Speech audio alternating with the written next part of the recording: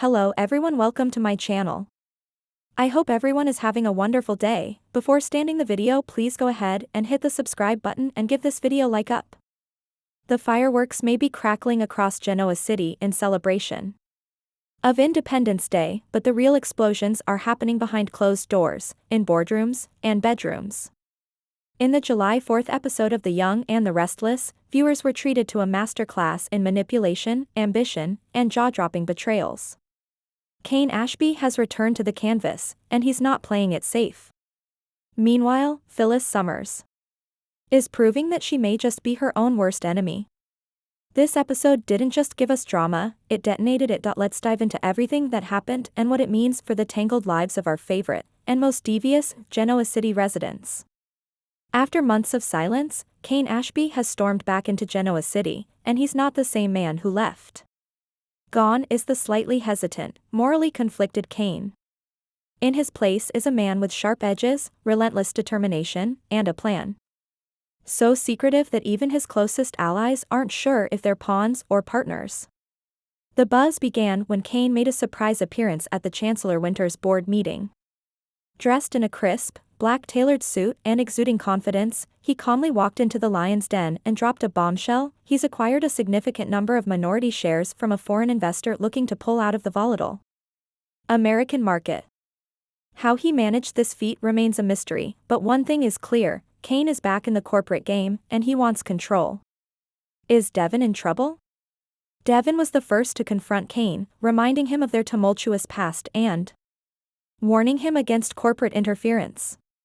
But Cain had a simple response: "I'm not here to take part, I'm here to take over."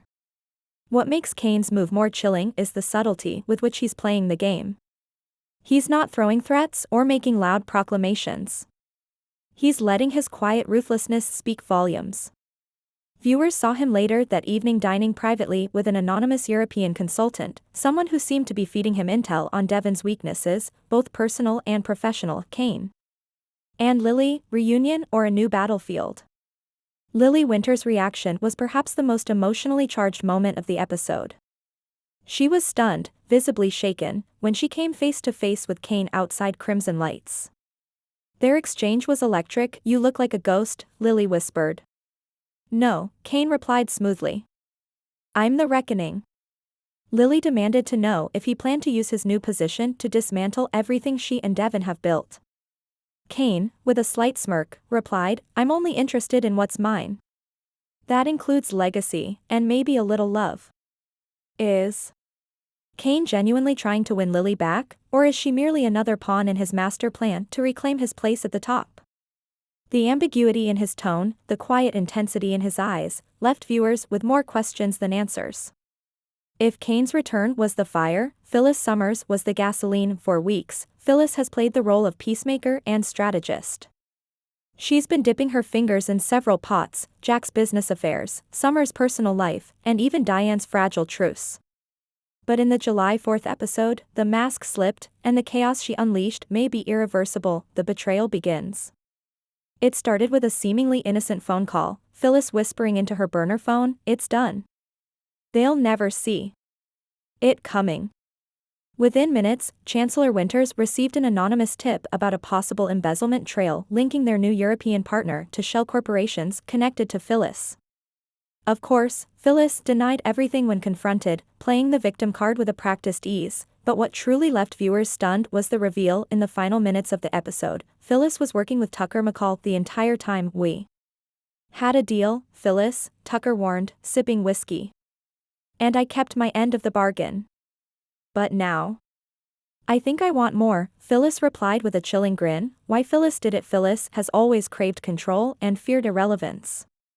With Diane's recent position of trust in the Abbott family and Jack's return to stability, Phyllis found herself pushed to the sidelines.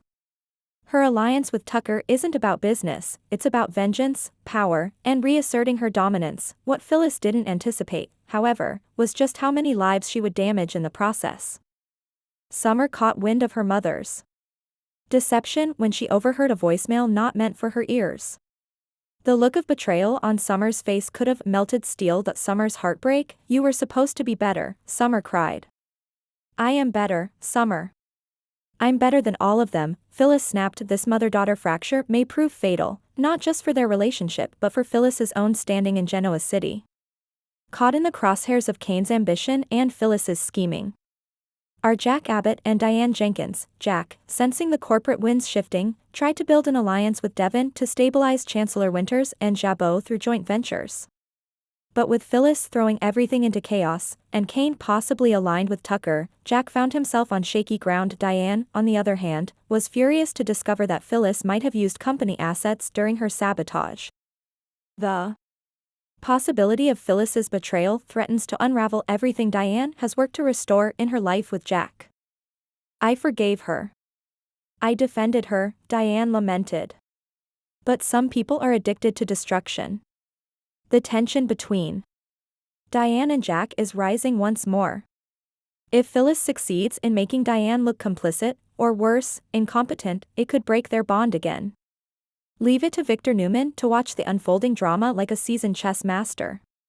While Victor didn't have much screen time in this episode, his brief scene, sitting in his private study, reviewing Cain's portfolio and quietly smirking, was enough to raise suspicion. Is Victor backing Cain from the shadows, hoping to use him as a blunt instrument to destabilize Devon and Chancellor-Winters? Let them fight. Then I'll pick up the pieces, he murmured. Classic Victor. If Cain is his latest pawn, things are about to get even more dangerous in Genoa City. Cain and Tucker officially partner up. Cain may soon reveal that his real investor is none other than Tucker McCall. The two have complementary goals: power, revenge, and chaos.